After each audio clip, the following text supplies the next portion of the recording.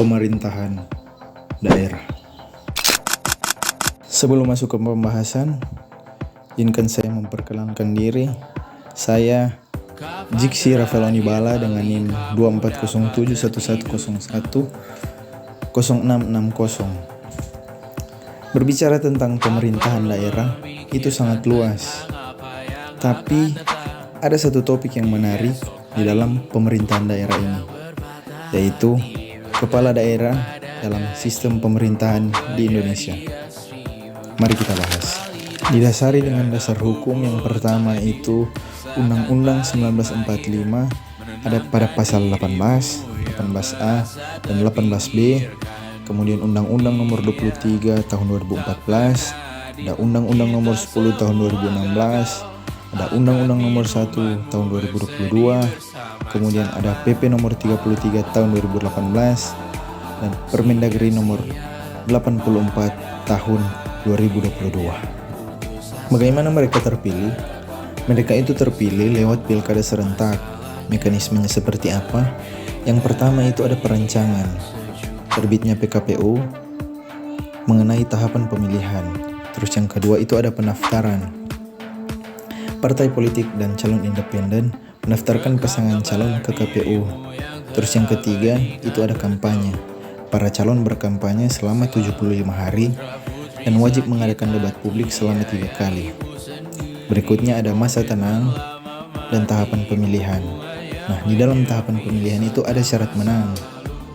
Syarat menang bagi calon yaitu memperoleh suara sebanyak 50% plus 1.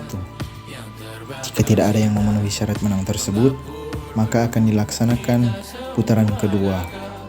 Nah, bagi calon yang sudah terpilih memenuhi syarat menang akan melalui tahapan penyelesaian sengketa, yang dimana penyelesaian sengketa ini diajukan ke Mahkamah Konstitusi dalam kurun waktu 3 kali 24 jam. Setelah melalui itu, barulah ada pelantikan, yang dimana gubernur itu dilantik oleh Mendagri dan wali kota atau bupati itu dilantik oleh gubernur. Berikut kita masuk pada syarat calon dan larangan selama menjabat. Syarat menjadi kepala daerah itu diatur dalam pasal 7 Undang-Undang nomor 10 tahun 2016.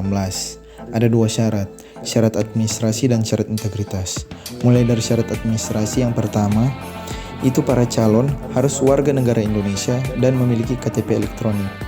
Yang kedua, untuk calon gubernur memiliki usia minimal 30 tahun dan untuk calon wali kota dan bupati itu memiliki usia minimal 25 tahun. Kemudian mereka harus berpendidikan minimal SMA atau sederajat. Juga harus memiliki LHKPN, NPWP, dan tidak sedang pilot. Berikutnya, mereka memiliki dukungan partai politik sebesar 20% kursi DPRD atau 6,5% sampai 10% untuk calon independen. Kita masuk pada yang berikutnya adalah tugas pokok. Ada 6 tugas wajib kepala daerah menurut pasal 65 ayat 1. Yang pertama yaitu memimpin penyelenggaraan urusan pemerintahan wajib dan pilihan, meliputi pendidikan, kesehatan, pekerjaan umum, sosial dan lainnya. Total ada 32 urusan. Lanjut yang kedua, menetapkan peraturan daerah Perda bersama dengan DPRD. Perda tidak berlaku tanpa tanda tangan kepala daerah. Yang ketiga, mengajukan dan menetapkan APBD sebagai dasar keuangan daerah. Keterlambatan dapat dikenai sanksi penundaan transfer dana. Lanjut yang keempat, mewakili daerah di dalam dan di luar pengadilan. Yang kelima, menjaga ketertiban dan ketentraman umum melalui koordinasi dengan Forkopimda. Dan yang terakhir, menyampaikan laporan penyelenggaraan pemerintahan kepada pusat dan DPRD setiap tahun. Lanjut, kita akan masuk kepada keuangan kepala daerah. Hak keuangan dan larangan. Yang pertama ada gaji pokok. Gaji pokok jika kalian duduk sebagai gubernur itu kurang lebih sebesar 3 juta rupiah dan bupati atau wali kota kurang lebih 2.100.000 rupiah. Dan tunjangan jabatan sesuai KPPRS nomor 68 tahun 2001, Gubernur memiliki tunjangan sebesar 5.400.000 dan Bupati atau Wali Kota memiliki tunjangan 3.700.000 rupiah. Lanjut ada tunjangan operasional, diambil dari PAD dengan batasan maksimal 0,15% untuk provinsi dan 0,3% untuk daerah, kabupaten, dan kota. Yang keempat, insentif pemungutan pajak.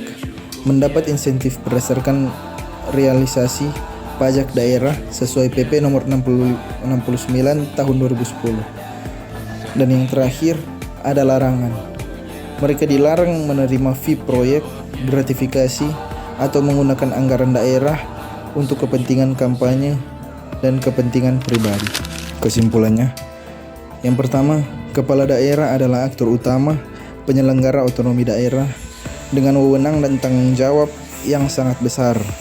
Kedua, 3 kunci keberhasilan kepemimpinan, yaitu ada integritas yang tinggi, inovasi kebijakan, dan kolaborasi yang baik dengan DPRD serta masyarakat.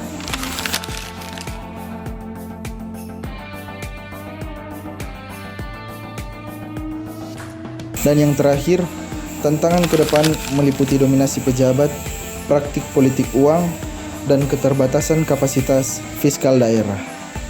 Terima kasih telah mendengarkan rangkuman materi yang saya paparkan menurut pembahasan kelompok kami. Saya Jiksioni Bala, pamit undur diri. Terima kasih.